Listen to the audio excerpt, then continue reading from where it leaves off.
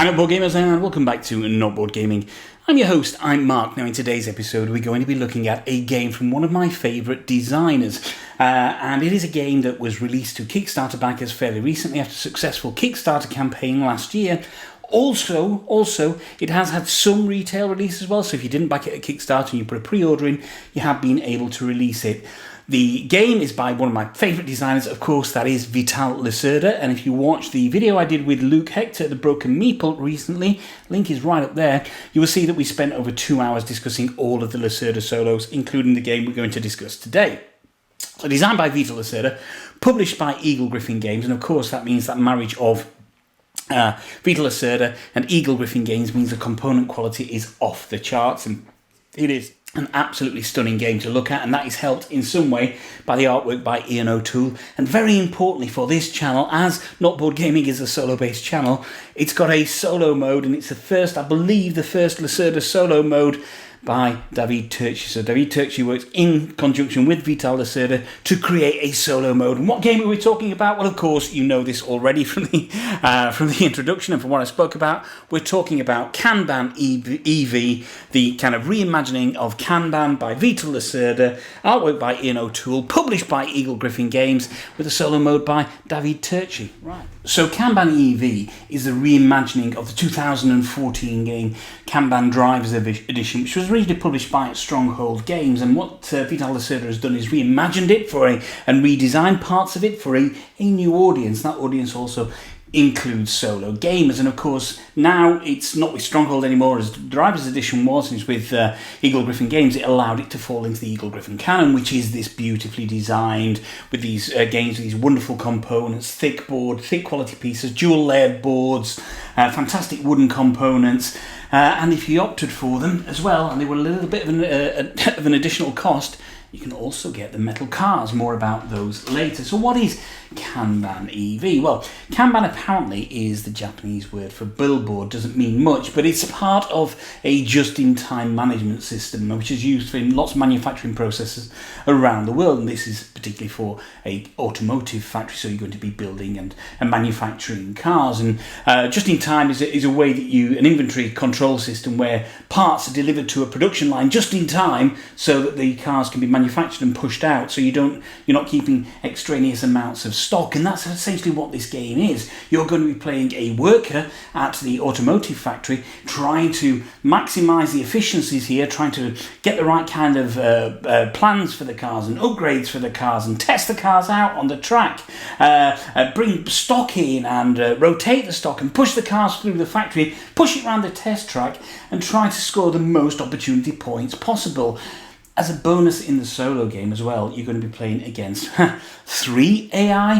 One of them is Sandra, and you may well have come across Sandra before if you've certainly played Escape Plan. Sandra was a cop in Escape Plan, and she's here in Kanban EV. And what Sandra is effectively a timing mechanism, if you like, and also assessment mechanism, kind of downgrades you, but not a true AI. She will follow some kind of set protocols each and every round. Then there are 2 other AIs in the form of Messrs. Lacerda and Turczi. There we go, the designers of the game and the solo game. So Mr. Lacerda is one of the operatives working here, and he's slightly more powered than Mr. Turczi, and together they don't like you. You're going to be part of the new breed coming into the factory. Sandra's going to try and assess you. These guys are going to try and get you fired, and in the solo game, that's the key kind of first hurdle that you've got to overcome, is getting through an entire game without getting fired. However, I'm getting a little bit ahead of myself. Let's just take you through some of these wonderful components that you get in Kanban EV.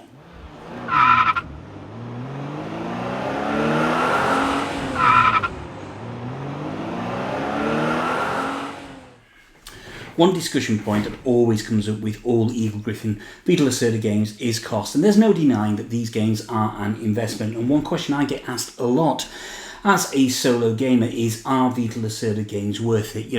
When you look at a Kickstarter or you want to buy in retail, in English, you're probably talking somewhere in the region of around about 100 or 110, 120 pounds, and that's kind of for the base game. There are sometimes additional add-ons that you can get, and we'll talk about those in a wee while. And from a solo perspective, that's a hell of a lot of cash to play.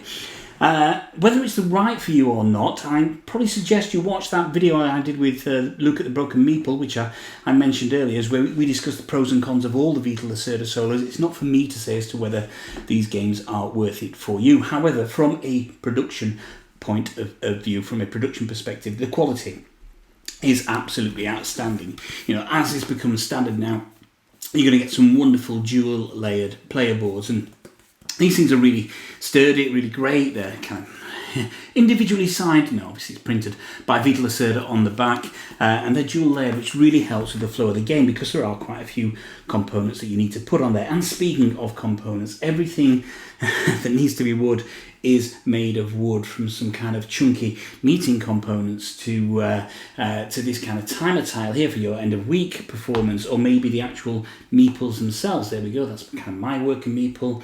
There's Sandra's worker meeple. There are production parts as well also, so things that you will put on the car, all made from fantastic bits of wood, as well as these kind of wonderful looking speech bubbles, which come in handy for some of your meetings. So you can see it starts to kind of really wear on the face of it why some of these costs are so expensive. Any of the tiles that are used in the game are particularly thick. Now, I think, there are some great things that come with it. I don't know whether it's in the standard version, I think it is, but there's a metal kind of timer car or lap car here. It might just be a Kickstarter exclusive, but that's a great little addition. It's made of metal. And in the base game, if you were to just buy it at retail, or if you've got the base game at Kickstarter, you would get some perfectly fantastic wooden cars to push through the production line. Yeah, from my perspective, there was also an option to buy some metal cars to have instead of wooden cars, so that's what I did, and I spent the kind of 70 quid additional to get some metal cars. So all of the cars are metal. Here we go, there's a red and a blue one there. The wooden ones are perfectly serviceable. The metal ones are an expensive, unnecessary addition, but I will never play the game without them. I haven't used the wooden ones at all yet. I love the feel of the metal cars on the board, and that's it. You can deluxify the game somewhat if you want. On top of that, you get some pretty comprehensive player aids, and here we go, we've got a couple there, and probably for the first time ever as well in a Vital Lacerda game, which is really, really, really good. Something that I mentioned in the video that was severely lacking in a lot of Vital Lacerda games is there is a solo player aid, and it's nice thick cardboard, really, really, really well explained, and I think that is an absolute must because this game plays exceptionally well solo. In fact, I think that most of Vital's games play well solo, but the problem being is that the solo rules are sometimes a little bit confused, and there's never a solo player aid. Well, now we have a proper solo player aid, as has become form. Mr. Paul Grogan from Gaming Rules has written the rulebook, and I would always suggest to people first learning a Vital Lacerda game is to go to Paul's channel, watch the video, read the rulebook, watch the video, play the game. I've played a lot of Vital's games. I've played all of Vital's games now, or all the ones that are published anyway. And there is a flow to the game. So the more that you play Vital's games, the more that you understand. I don't really watch rules videos now. If I was to watch them, I would watch Paul's videos, absolutely, at Gaming Rules. Go check it out. But Paul also wrote the rulebook. And let me tell you how good this is the fact that I read that rulebook once. And I read the solo rulebook, which I don't think it was written by Paul, and I had to read that a couple of times just to grasp the solo rules, and then I played my first game, and I probably played it around about 90-95% correctly, and that's how good the rules are written. So I really like the layout of the rulebook. So for this wonderfully kind of tactile experience, along with the game trays that you get in the box, the board, the wonderfully designed board, and the artwork by Ian O'Toole, the wooden components, the metal if you've gone for it, the meeples, the thickness of the tiles, the fantastic rulebook, the player aids, the player boards, everything that you get with it. Yes, it's a lot of money, but for me, it's very much a worthwhile investment. Right, that's enough about the components. Let's talk about the solo gameplay.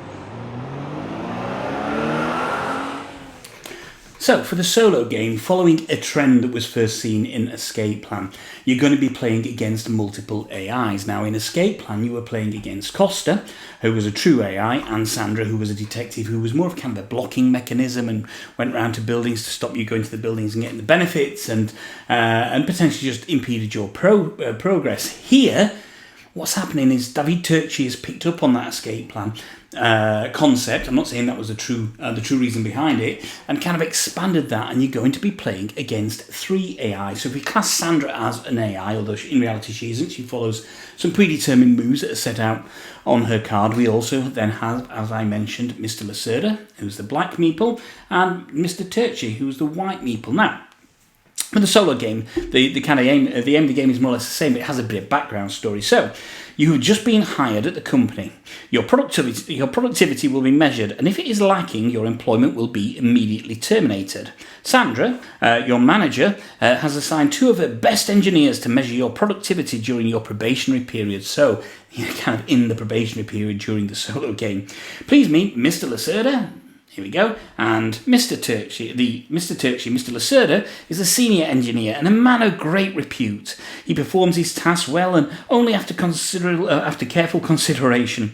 And Mr. Turczi is a junior designer. He is a quick thinker and even quicker to rush ahead with his actions. Worst of all, they are both on record as saying that they thought you should have not been hired at all, so what's your step out there? And that kind of sets the tone for the game, because in a fairly unique thing for a Vital Lacerda game, I'll talk about scoring mechanisms, about end-of-game scoring a little bit later on, and how it kind of falls into the same tropes as some of the other Vital Lacerda games. But your initial hurdle is you're going to start with 15 performance points, so PP, not opportunity points, but performance points. And if ever that dips below 0 at a meeting or an end-of-day stage, then you are fired. So your first hurdle is to try to get through the game without being fired. And I think that's a really great thematic thing, and I'd like to see that carry through into some of Vital's other games. So, that's kind of the purpose of the solo game, is you are this new employee, you're trying to make your way in the world, you're going to get assessed by Sandra, and her 2 best employees are going to try and get you fired.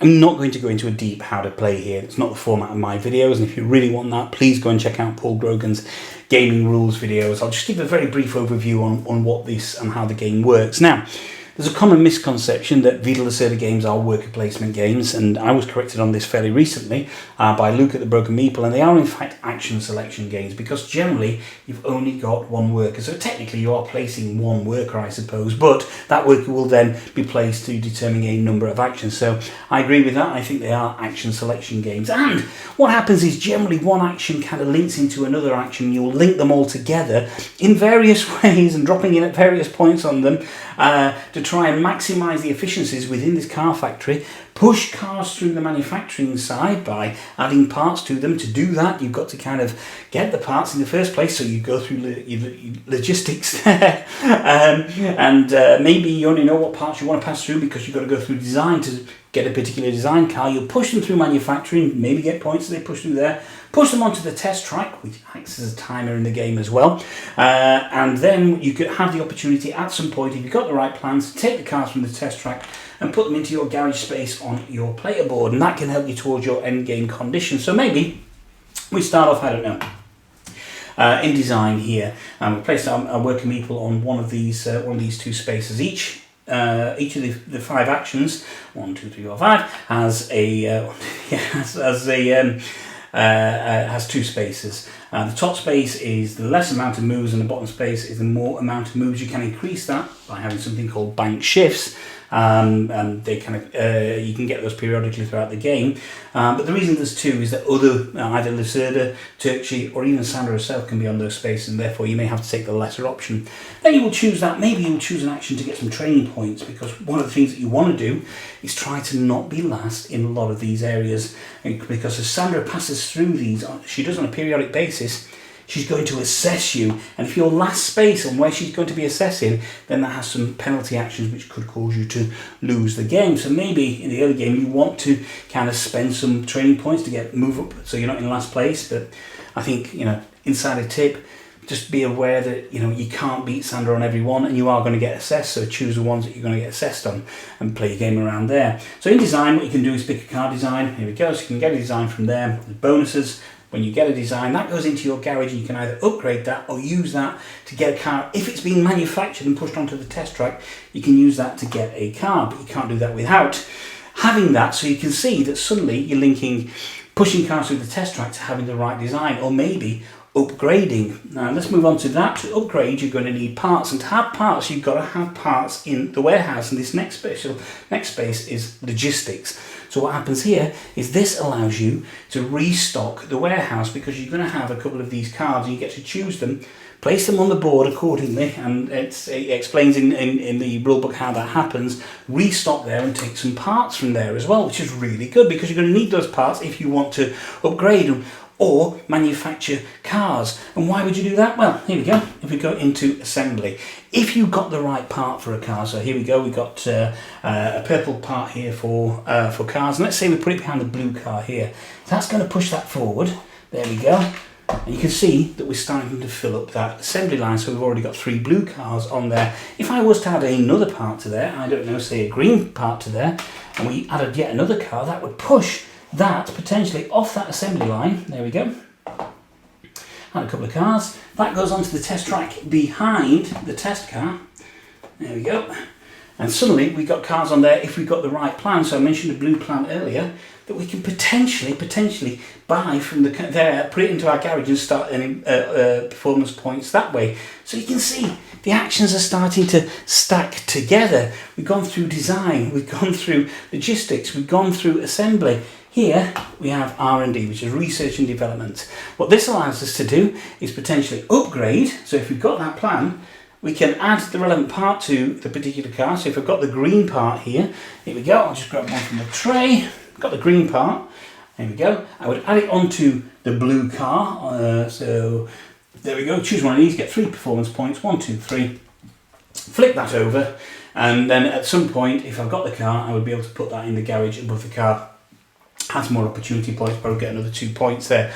Or the other action on there allows me to potentially take that blue car, discard that, and put that car into my garage. And then we can see on the player board there, and that means I get the whatever benefit is on that garage tile, and that starts to get the opportunity parts. But I can't do that until I've got this tile, and that tile is useless for either buying the car or upgrading the car unless I've got the correct parts. So that comes through from logistics, and if I want to build a car, I've got to get through the assembly, and to have the right stuff, I've got to get the right design. And then down here, the very last action is admin, which allows me to take an action in any of those spaces. But I'm going to get assessed on all of these as well. So as well as managing which actions I'm going to take, I've got to upgrade my training points as well to make sure I'm not last, don't get assessed by Sandra. And if I move on to the kind of second line of the assessment here, which is this white one here, then I can get some bonuses, I can unlock certain parts of my board.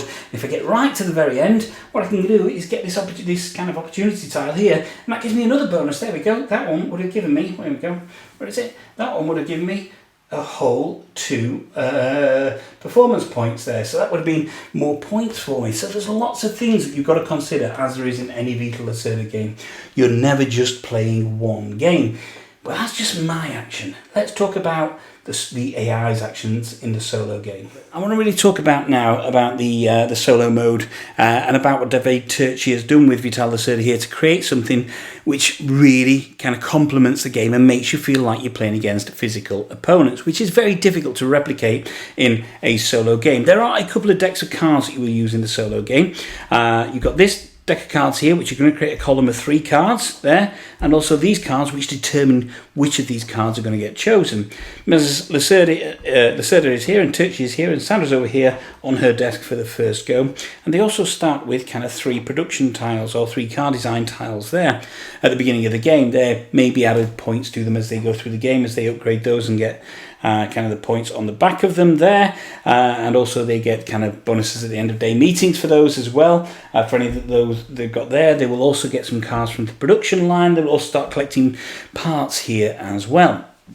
Now, driving the game, as I say, these 3 cards here, and in a rather clever way. The first deck, you create the column. The second one decides which card you're going to take. So we'll start Mr. Lacerda. And then we'll choose Mr. Turczi. It doesn't, throughout the game, who's going first will change throughout the game, but let's say it's the first one. And here it goes, it says that you're going to take the top card. So you've got a 33% chance of knowing where Lacerda or Turczi are going to go. Top card here is for assembly, so that goes there to Mr. Mr. Lacerda, and there are only ever only ever 3 cards in the stack. That goes down to 2. That means when it gets to Mr. Turczi's turn, we have a 50% chance of knowing what he's going to take. Now, they both take the top action, and that top action here, it alters for the pair of them. So here we have an assembly action for Mr. Lacerda because he's the black one there. He's not kind of he's not certified, so he hasn't got to the second layer of certification in his training, so he just does this to once. And this is an assembly action. Now, using this wonderful player aid, and as you can see, it says here's assembly, and for Mr. Lacerda it says select a part and provide it from the supply to a card that needs it, check Sandra's location for model priority, and push cars in the directions indicated in green on the card. We're going to provide a production part to a particular car, which is going to drive it through there. But it did say on here, it said that we have to check Sandra's space. How do we? Well, Sandra's in administration, so if we flip over to the back there, it says if Sandra's in administration, which is this one here, then we're going to provide a part and push a red car through the track. So that's what we'll do. We'll take any card from the supply. There's a way that you can determine that on various cards that come through. So for example, let's say on this card, because there are no cards on the red, it's a red one that we want to, or a maroon one that we want to supply. So we're going to put that maroon part onto red there, which means we push a red car through, 1, 2, 3, and put one on there. So we can see that production line is starting to push through. So maybe, from what I took earlier, the blue one's going to be the next off the line, or maybe it's the red one that's going to be next off the line. However, there are different tracks that we could follow here as well. Now, I just followed the track actually for Mr. Turczi, and I pushed it right up the middle. What I should have done for that is I should have pushed that car through there and moved that red car to there, because what Lacerda is going to try and do is push every car through this centre column, because he will get 2 cars to go through the 2 opportunity points for every car that passes through there, which means, of course, it deducts 2 performance points from me. So Mr. Lacerda is going to try and push all cars through there. Mr. Turczi is going to try and push all cars through there.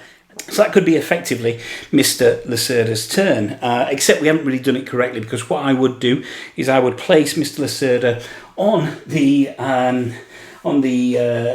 assembly part and the bottom space, which is up there, which I've done. And whenever you place either Lacerda or Turczi on the relevant one, you move their training forward 1 as well. So you can see that there's this constant move, that they are going to be ahead of you in the training, and that means that Sandra has the potential to then assess you even more.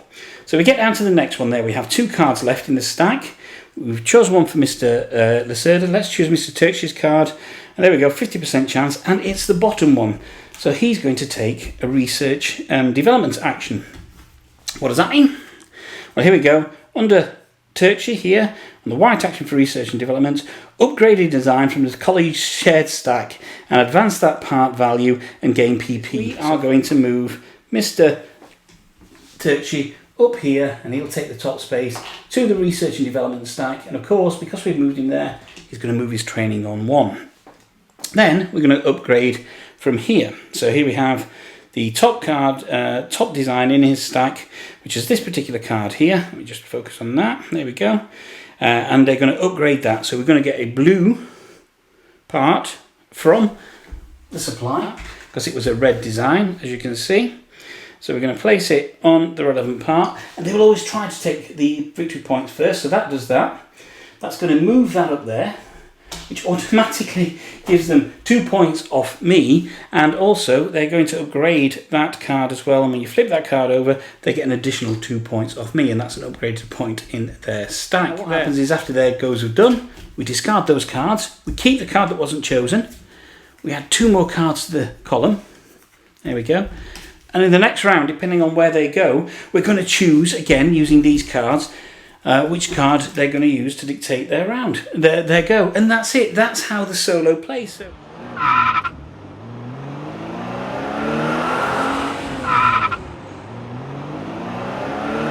not only do we have this really intuitively designed solo for 2 AIs, plus Sandra, who's working as this assessment and timing mechanism, and I'll explain how that timer works in a second.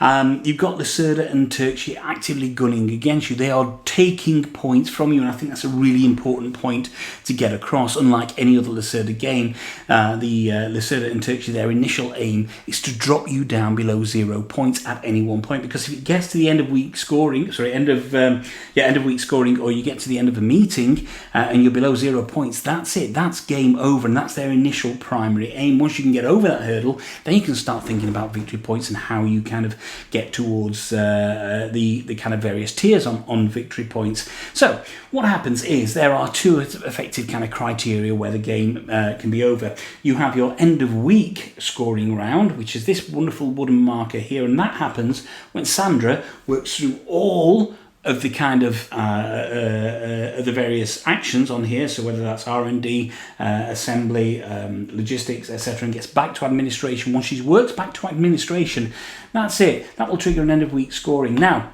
remember that Sandra can actually skip certain actions depending on if you want to take that action. You get to take it first. So if your meeple is on a place where Sandra would go, she would skip it and move on to the next action.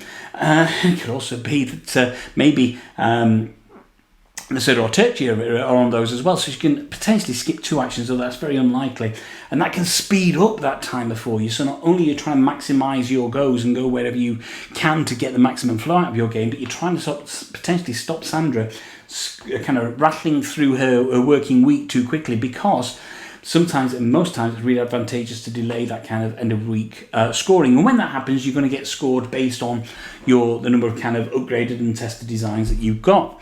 So you're going to kind of have performance points added onto your kind of victory point track. But what's going to happen is, of course, Lacerda and Turczi are also going to be end of week scored, and they're going to get points for kind of the number of designs that they've got as well in their stack, and those points are going to come off, or the ones that they've successfully created, those points are going to come off you. So that's the first hurdle that you've got to overcome.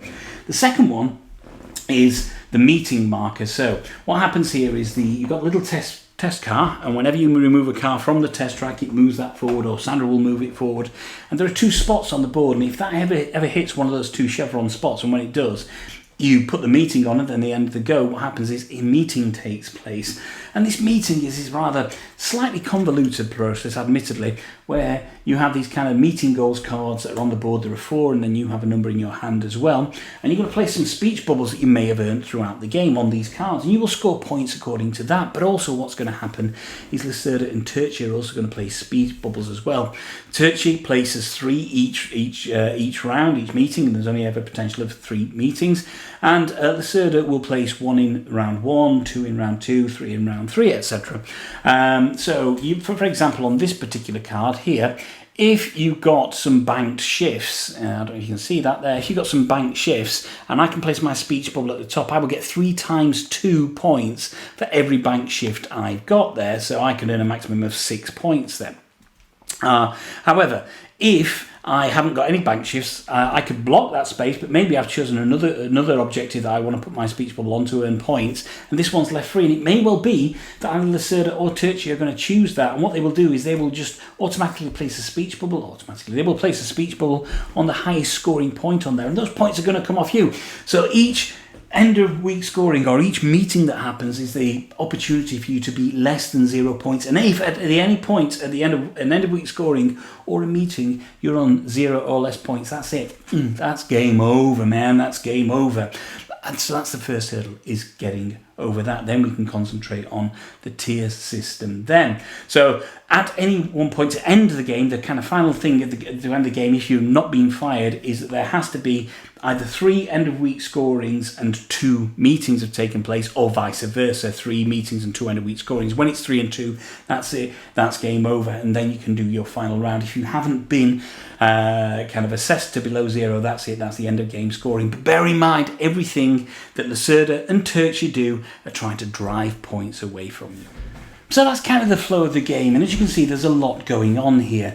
Is it any more complex than a standard Vital Lacerda game? And I would say potentially not. It is quite a crunchy game, and I think the barrier to entry for anybody first learning a Vital Lacerda game is just getting into the flow of how the game works. Once you get that rhythm, you kind of understand how most Vital Lacerda games works. They are kind of action selection games, and it is about potentially doing or sacrificing one action to do another action, but that's going to reap you greater benefits at the back end of it. So I think once you get that down, it's not a particularly complex game to learn.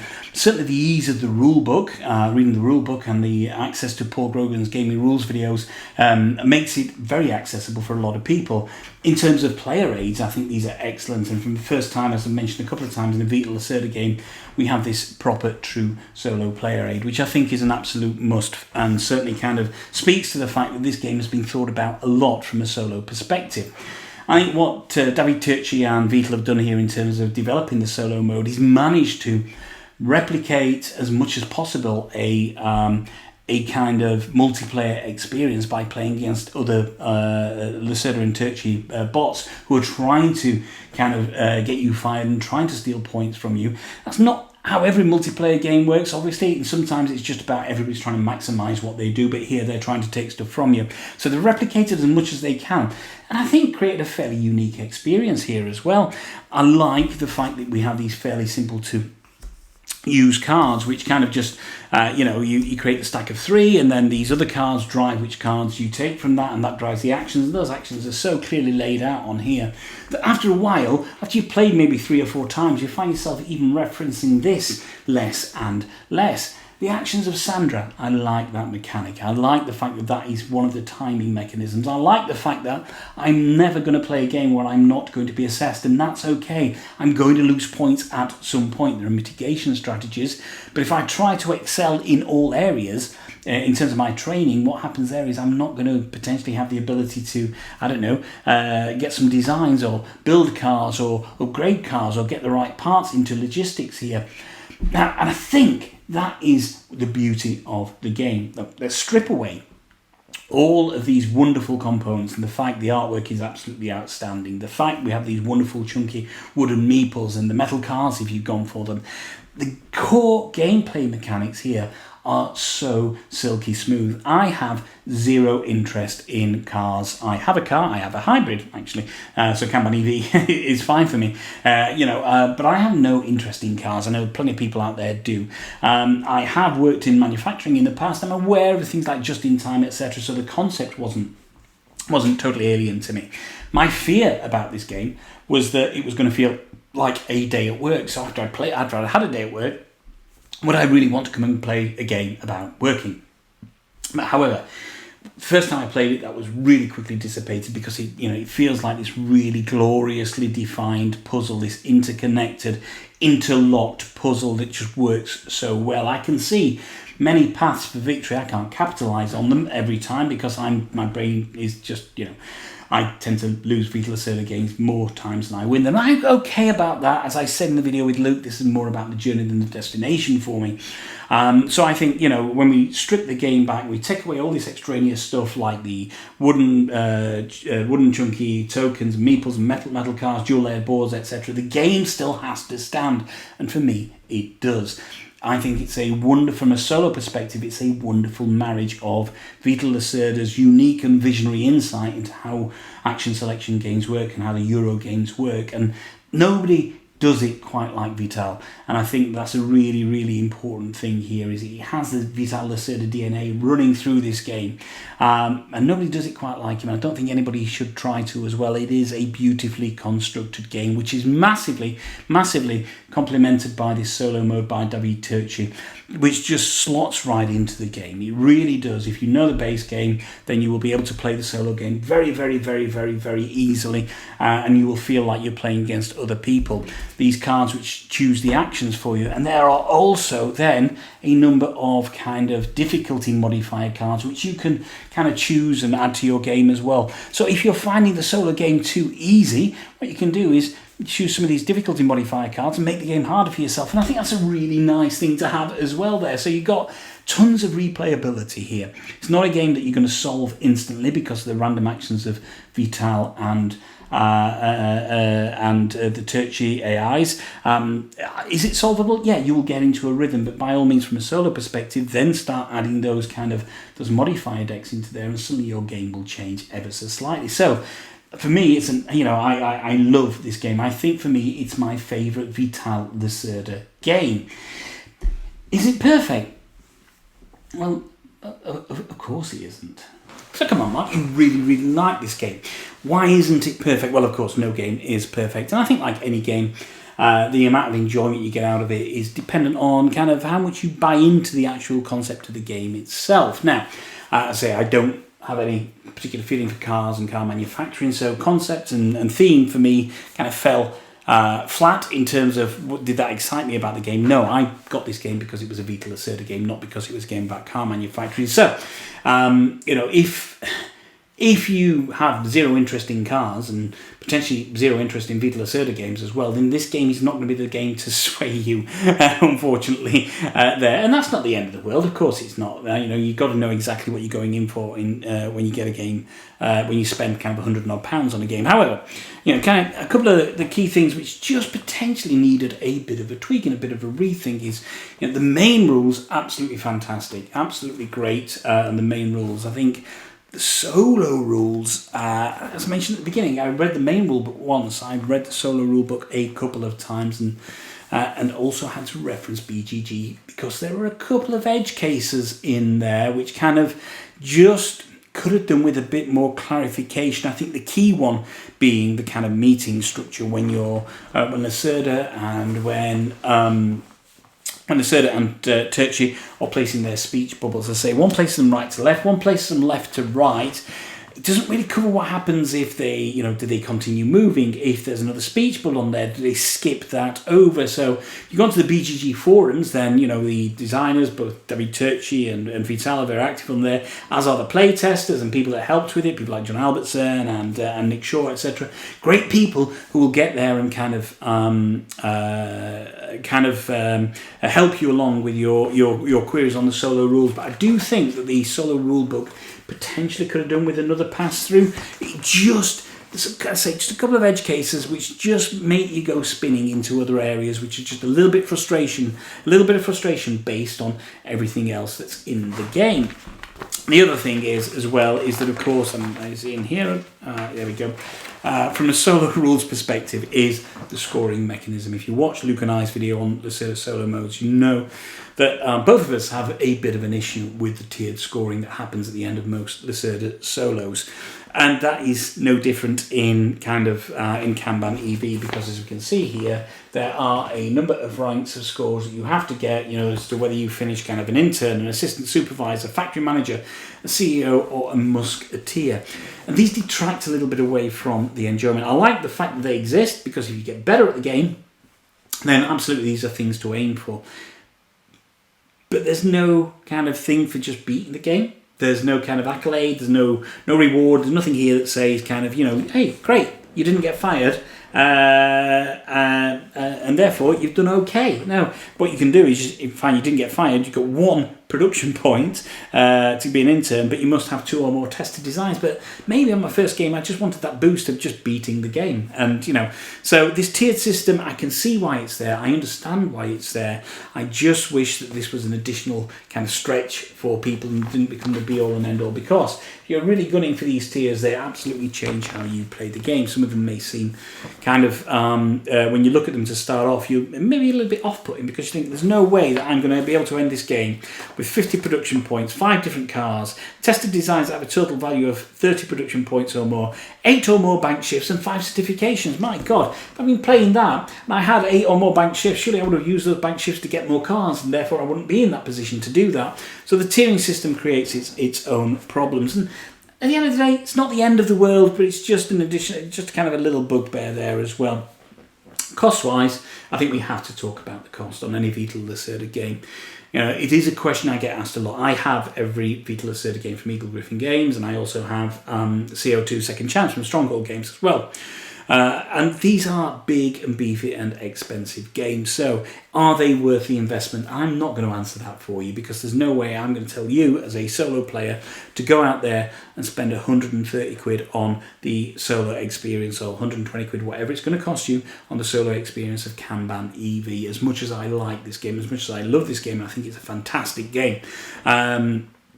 And as much as I really appreciate the artwork, the thought of design that's gone in here, the quality of the components, how much love, thought and care and attention Eagle Gryphon Games and Vital Lacerda and David Turczi have put into this, I can't recommend that you go out there and buy this purely as a solo experience, because it is a lot of money. Maybe wait for it to come up on the second-hand market. Maybe check out some of Vital's other games for solo that may be a little bit cheaper. Things like Escape Plan, which you can get for maybe £20 or £30 cheaper. For me, Escape Plan as a solo game is potentially my second favourite solo game now to Kanban EV. It doesn't mean it's the better game. That's, when you think about the beauty of a game like Lisboa or The Gallerist, then of course Escape Plan isn't a better game, but the solo mode is potentially the better. If you like an involved solo mode. If you don't like an involved solo mode and you just want a very simple solo mechanism, then go for The Gallerist. So yeah, the cost is a huge barrier to entry for this, and as a solo player, is it worth it? For me, absolutely, because I will always buy Vital Lacerda games. But for you, depending on your circumstances, it may not be. So I'm not going to recommend you go out there and spend 120 quid on this. There are other games that I think, I could potentially, maybe 50% of this kind of price point, I'd be more than happy to say, absolutely, go out there and buy a particular game. But for 110, 120 quid, whatever it's going to cost you, then yeah, I think it's a little bit much purely for a solo experience. Maybe worth it if you're going to play it with others as well as play solo. Another thing, and this isn't a negative as such, this is just the additional bling, and I kind of love the game for this, are these metal cars. Now, you'll have seen them on the videos. I kind of played through these metal cars. As I say, what I like about these are they are a totally unnecessary addition. If you never have the metal cars, you will never miss the metal cars. They're completely unnecessary. The wooden meeples that come with the game, perfectly, not just adequate, but great in terms of the cars that go on there. I spent 70 quid as a Kickstarter add-on for these metal cars, and as I say, completely unnecessary.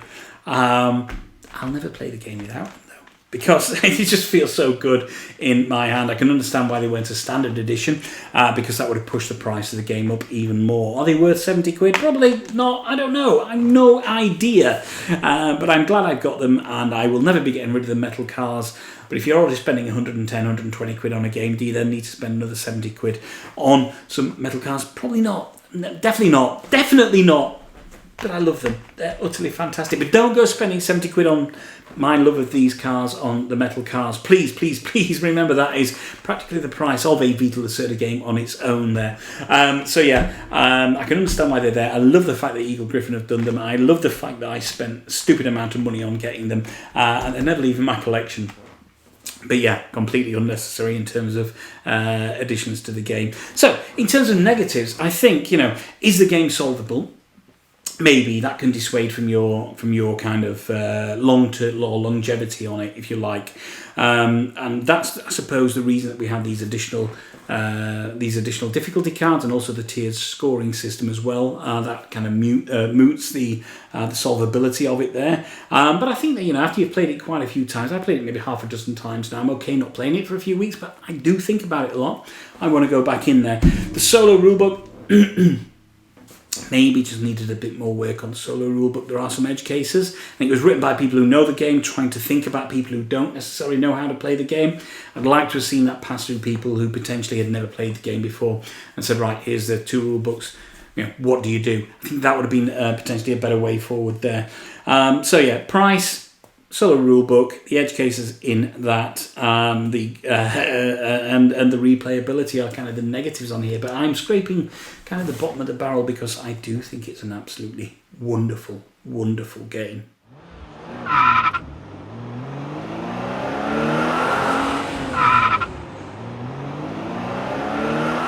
So, final thoughts on Kanban EV. Stripping away the solo for a second, is it the best Vital Lacerda game? It's a difficult question to answer because obviously the canon is huge for Vital Lacerda games. I think not. I think possibly the best Vital Lacerda game is a toss-up for me. between the Gallerist and Vinyos 2016 or Vinyos the Deluxe Edition. I think the Gallerist is an utterly beautiful game to play. It's not my favourite solo, but I think it is a beautiful game to play. Vinyos has a lot of... I have no interest in wine. He's making games about things I have no interest in, and yet I keep buying them and have a thoroughly good time. I have no interest in wine or making wine. I'm a whiskey drinker. But Vinyos, for me, I just love everything about that game, playing that game. It's doggedly difficult from a solo perspective, but I think either the Gallerist or Vinyos are possibly my favourite games. In terms of technical thought, I think, and kind of sheer amount of depth of play, I think that has to go to On Mars. It's by far and away not my favourite Vital Lacerda solo, although I am looking forward to the Alien Invasion expansion that comes out to Kickstarter in May. But I think technically On Mars is just a work of genius. I don't think the solo works quite well there at all. Lisboa, I've only got a couple of games in Lisboa so far, but again, technically a fantastic game. I would say all of those games, the Gallerist, Lisboa, On Mars and Vinyos, in terms of kind of technical ability, possibly kind of beat Kanban for me in terms of the best Vital Lacerda games. But let's talk about Vital Lacerda solo games. And if you watch the video, and I've referenced it a few times, you probably know that this is my favourite Vital Lacerda solo game. I think the solo mode is sublime. I would like to see David Turczi go back and do all of the Vital Lacerdas, a solo mode for all of the Vital Lacerdas. Oh, I know Vital is very happy with the solos in a lot of his games, if not all of his games, and certainly I think he thinks the Gallerist is his favourite solo mode, and that's absolutely fine. I'm not Vital Lacerda, this is just in my opinion, of course. But I think that this is my favourite solo. I like the fact that I am playing against these kind of 3 AI, 2 in reality, and plus Sandra, and it gives me more interaction there. There is more to think about rather than just a blocking mechanism as it is in the Gallerist. So yeah, from a solo perspective, Kanban is my favourite game. Then, from a solo perspective, it's probably going to be Escape Plan, the kind of the Vital Lacerda game that a lot of people pass by. Again, and I just want to stress this, having a great solo mode doesn't make it the better game, but I really enjoy the solo mode in Escape Plan, which offers 2 AI, or Acosta plus Sandra. So you can see that kind of that evolution of that happening, obviously, in Kanban EV. And I think that the more, for me personally, the more interaction I have in a solo mode, the better it makes it for me. Now, some people absolutely love the joyous simplicity of the solo mode in the Gallerist, where you have kind of, the Lacerda just going around doing a blocking mechanism and only taking an action on a particular spot, which is the international market spot. And that's great. I love the Gallerist. I love the journey I have when I'm playing the Gallerist. Do I have the deepest solo experience playing it? No, I don't. Is it the easiest of all Lacerda's bots to implement from an AI perspective? Absolutely. But the jump in implementation in terms of controlling 3 AI is not that difficult with Kanban EV, and I think that is the beauty of it. This could have been a particularly convoluted and kind of abstract solo AI.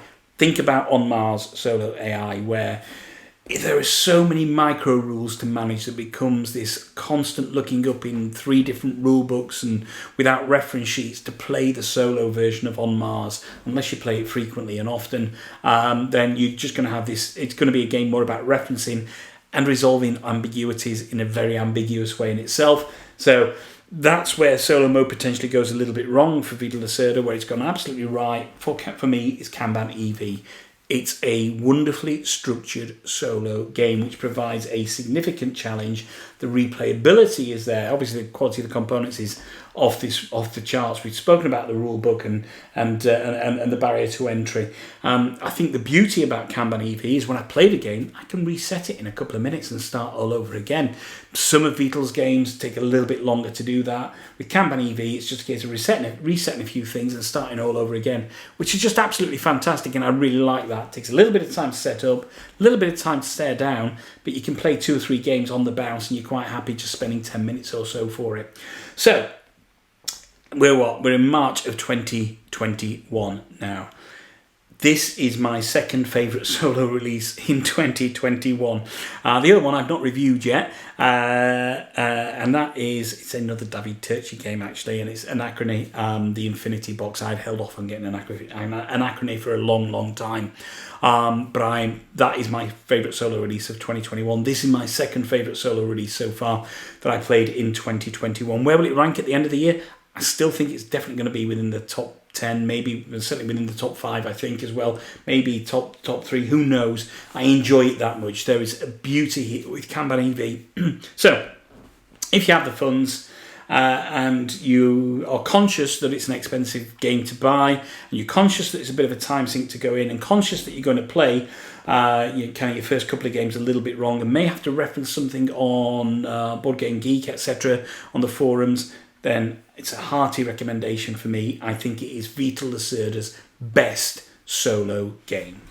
So thank you, Not Board Gamers, for joining me on this journey through Kanban EV by Vital Lacerda, published by Eagle Gryphon Games, with the artwork by Ian O'Toole, the game rules, and of course the gaming rules video, how to play video, by Paul Grogan, and the solo mode designed by David Turczi. This game is a pure joy to play, and was it not for the fact that the barrier to entry in terms of cost is a little bit high, I'd be saying wholeheartedly go out and buy this game or seek a copy of this game. At the moment, I'm not going to say go and spend £120 on a game. You can see where all the money's gone on the board, and I'm certainly glad I invested in it. It will never be leaving my collection, and I'm really looking forward to playing it again. So I set the game up for the review, and now I've finished the review. What I'm going to do is reset the game and actually have a game tonight, because it is a pure joy to play, and I'm so glad that this game exists. So thank you very much for joining me on the journey. I say this is Not Board Gaming. Please remember you can like and subscribe to the channel. You can follow me on Facebook or on Instagram or on Twitter, and that's Not Board Gaming, always NOTBORED Gaming. So BORED is the board bit there. So don't forget to like and subscribe to the channel. Check out our other videos. And one final thought. You can't find anybody else to play with. There's nothing wrong with playing with yourselves. Until next time, bye-bye.